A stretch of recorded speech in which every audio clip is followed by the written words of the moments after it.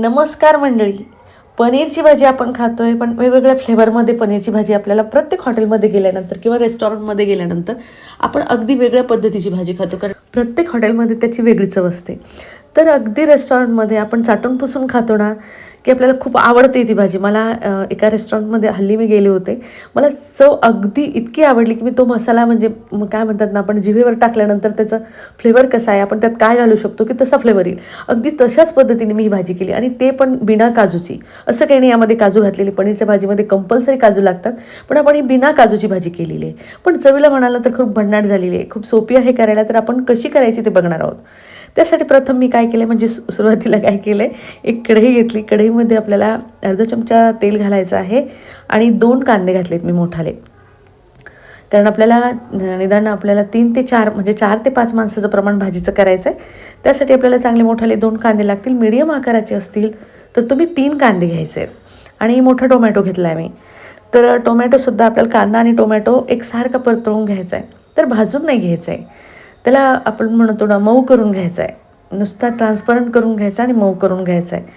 तर इथे तुम्ही बघू शकता आपल्याला भाजून घेतलेला नाही आहे. ट्रान्सपरंट म्हणजे मऊ होतो आहे, म्हणजे शिजल्यासारखा होतो आहे तो. तर कांदा आणि टोमॅटो चांगलं व्यवस्थित आपलं मऊसूत ट्रान्सपरंट झालेलं आहे. तर या स्टेजवरती घालायचं आपल्याला चांगलं. मी अद्रकीचे छोटाले तुकडे 4 ते 5 घातलेले आहे, म्हणजे चांगलं 1.5 इंच किंवा 2 इंच आपल्याला आलं घालायचं आहे त्यामध्ये. आणि 7 ते 8 लसण पाकळ्या किंवा 10 ते 12 छोट्याल्या लसण पाकळ्या आहेत, तर मी 10 ते 12 घातल्यात. आणि 2 हिरव्या मिरच्या घालायच्या आहेत. काजू नसल्यामुळे आपण इथे तीळ घातलेली आहे. तुम्ही म्हणाल काजू आहे माझ्याकडे, पण आपण आज बिना काजूची भाजी करतो ना, त्यामुळे मी इथे तीळ घातलेले आहे. तुम्हाला चवही कळेल भाजीची आणि टेक्स्चरही भाजीचं बघूनच कळालं असेल की खरंच खूप छान भाजी झालेली आहे. तर तीळ, अद्रक, लसण, मिरची आपण ज्यावेळेस घालतो ना, फक्त तीळ भाजताना गॅस थोडासा फुल करायचा आहे आणि आपल्याला तीळ तडतडेपर्यंत भाजून घ्यायचे. थोडेसे त्यामध्ये भाजल्या गेले पाहिजेत. आणि नंतर घालायचं अर्धं तेजपान. आपल्याला जास्त नाही घालायचं आहे, अर्धंच घालायचं आहे. तेजपान यासाठी घालायचं, त्याला फ्लेवर खूप छान येतो. ज्या बाकी खडे मसाले घालायचे नाही आहेत, तेवढंच तेजपान आपण त्यामध्ये घातलेलं आहे. तर चांगले तीळ भाजून झाले आणि मसालासुद्धा चांगला मऊसूत शिजल्यासारखा झालेला आहे.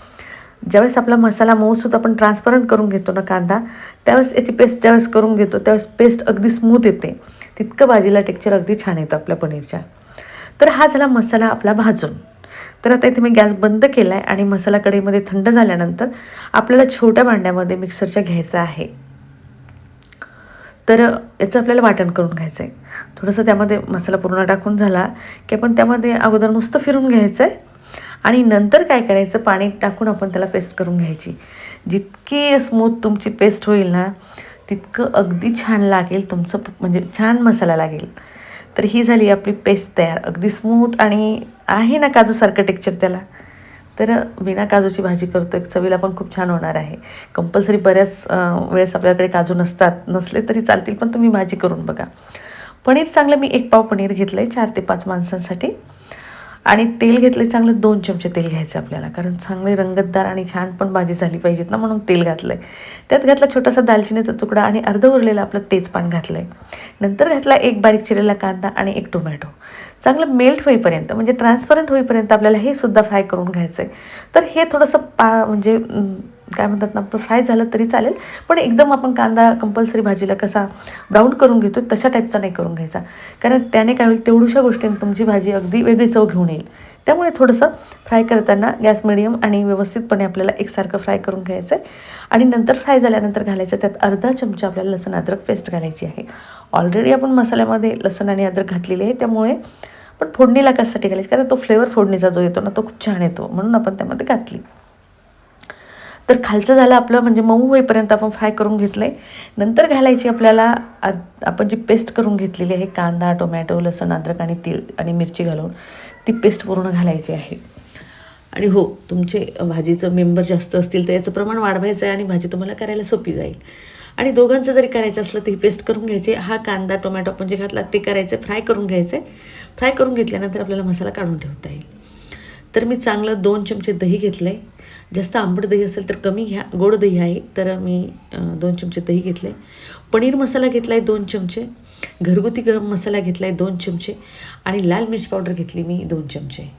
अगदी व्यवस्थितपणे तुम्हाला जितकं स्पायसी हवं असेल तितकी तुम्ही स्पायसी भाजी करू शकता. अजून तिखट हवं असेल तर टाकू शकता आणि तुम्हाला जर वाटलं याच्यापेक्षा कमी तिखट खायचे मला, तर तुम्ही थोडंसं कमी करू शकता. तर फक्त मसाले वापरताना 2 चमचे मी पनीर मसाला वापरला आहे. कुठलाही वापरा, तुम्हाला जो आवडत असेल कुठलाही मसाला वापरा, तो वापरायचा आहे. आणि मी घरगुती गरम मसाला घातला आहे त्यामध्ये 2 चमचे, तो पण छान आहे माझा मसाला. त्याची लिंक मी तुम्हाला डिस्क्रिप्शन बॉक्समध्ये दिलेली आहे. तर हा मसाला झाला आपला एकजीव करून पाणी घालून मी मस्त पेस्ट करून घेतली आणि स्मूथ पेस्ट करून घ्यायची आहे. जितकी छान पेस्ट केल्या जाईल त्या ग्रेव्हीमध्ये आपल्याला टाकल्या जाईल. तर इथे ग्रेव्ही फ्राय करताना तुम्ही बघू शकता मस्त रंग बदलला आहे आणि ग्रेव्हीने तेल सोडलेलं आहे आपल्या. त्या स्टेजवरती घालायचं आपल्याला आपण केलेली लाल मिर्च पावडरची मसाल्याची पेस्ट दह्यामध्ये केलेली. तर तुम्ही म्हणाल दही अगोदरच घातलं आहे, पण ज्यावेळेस आपण मसाल्यामध्ये एकसारखं त्याला फ्राय करून घेतो ना, ते टेक्स्चर भाजीला आणि जी चव येते ना ती अप्रतिम येते. म्हणून मसाला आपल्याला प्लेन दह्यामध्येच मिक्स करायचा आहे. दही प्लेन नसेल तर मिक्सरमध्ये काढून घ्या किंवा मसालासुद्धा तुम्ही मिक्सरमध्ये एकसारखा फिरून घेतला पाणी घालून तरीही चालेल. तितकी छान तुमची पेस्ट होईल. आणि मसाले आपल्याला तेल सुटेपर्यंत फ्राय करून घ्यायचे आहेत. जितका छान मसाला फ्राय होईल तितकी तुमची भाजी चवदार होईल. तर त्यामध्ये घालायचा कोथिंबीर घातल्यानंतर परत एकदा मसाला आपल्याला एकसारखा मिक्स करून घ्यायचा. बुडाला लागू द्यायचा नाही, एकसारखा फ्राय करत राहायचं आहे. गॅस मिडियम ठेवा. तर मसाला आपला व्यवस्थित फ्राय करून झाला आहे. त्या स्टेजवरती घालायचं आहे आपल्याला त्यामध्ये मीठ. चवीनुसार मीठ घातले मी त्यामध्ये आणि परत एकदा मसाला आपल्याला मिक्स करून घ्यायचा आहे. आणि मसाला ऑलरेडी आता आपला इथे रेडी झाला आहे, म्हणजे फ्राय झाला आहे. नंतर घालायचं आहे त्यामध्ये चांगले 1 वाटी पाणी, म्हणजे अर्धा ग्लास पाणी घालायचं आहे त्यामध्ये आणि चांगला चटचटीपर्यंत मसाला शिजू द्यायचा. झाकण ठेवायचं आहे आणि चांगला रंग येईपर्यंत आपण हा मसाला शिजू देणार आहोत. तर इथे तुम्ही बघू शकता मसाल्याचा रंग आणि फ्लेवर जो किचनमध्ये दरवळतो ना तो खरंच खूप छान आहे. मी काय म्हणते तुम्ही नक्कीच ट्राय करून बघा, कारण साहित्य खूप काही लागत नाही. घरात तुमच्या ऑलरेडी जे किचनमध्ये आहे तेच साहित्य, फक्त तुम्हाला पनीर बाहेरून आणावं लागेल. तर येथे आपली ग्रेव्ही मस्त फ्राय झालेली आहे. मग नंतर मी काय केलं आहे, पनीरचे काप करून घेतलेले होते. जसे काप हवे असतील तुम्ही त्यानुसार काप करून घेऊ शकता. फ्राय पनीर करून आवडत असेल तुम्हाला तर फ्राय पनीर करून सुद्धा तुम्ही त्यामध्ये घालू शकता. पण मी अख्खं नुसतं तसं, कारण मसाला आपला छान स्पायसी आहे तर पनीर मी आपलं सॉफ्ट ठेवलेलं आहे.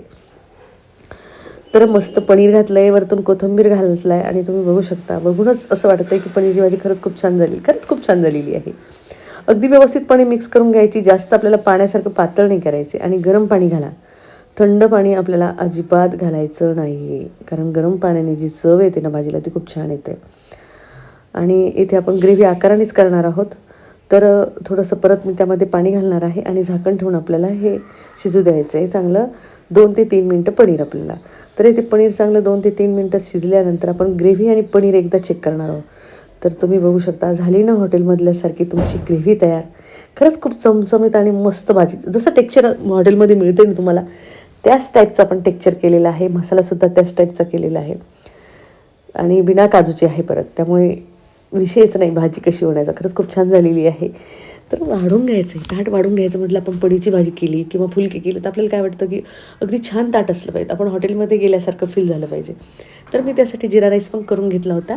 मस्त मोकळा सुटसुटीत आणि नरम जिरा राईस आणि पोळ्या करून ठेवलेल्या ऑलरेडी, कारण फुलके करायला वेळ लागत होता तर मी पोळ्या अगोदरच करून ठेवलेल्या आहेत. आणि मस्त आपल्याला वाढून घ्यायची पनीरची भाजी. कांदासुद्धा मी वाढून घेतला आहे, सोबतीला मस्त लिंबू घेतलं आहे, पापड घेतला, पोळी घेतली, जिरा राईस घेतला आहे. आणि जेवणाचा आनंद आपण जसा बाहेर रेस्टॉरंटमध्ये जातो आणि घेतोय ना तशाच पद्धतीचा तुम्ही घरी घेऊ शकता. अगदी अशीच तयारी करायची आहे, कारण डोळेसुद्धा तृप्त झाले पाहिजे ताट बघून. तर अगदी तशाच पद्धतीने आपण इथे जेवण केलेलं आहे, म्हणजे पनीरची भाजी केलेली आहे. तर अगदी सोपी आणि झटपट होणारी, साहित्य खूप काही न लागणारी, बिना काजूची भाजी तुम्हालाही आवडेल अशा पद्धतीची आपण केलेली आहे. तर एकदा तरी ट्राय करून बघा आणि ट्राय केल्यानंतरच तुम्हाला कळेल ही भाजी कशी झाली. तुम्हाला जर ही माझी भाजीची रेसिपी आवडली असेल आणि तुम्ही माझ्या चॅनलवर नवीन असाल तर माझ्या चॅनलला सबस्क्राईब, लाईक, शेअर, कमेंट करायला विसरू नका. तर चला भेटूया अशा सोप्या सोप्या आणि झटपट होणाऱ्या रेसिपीसोबत. तोपर्यंत बाय.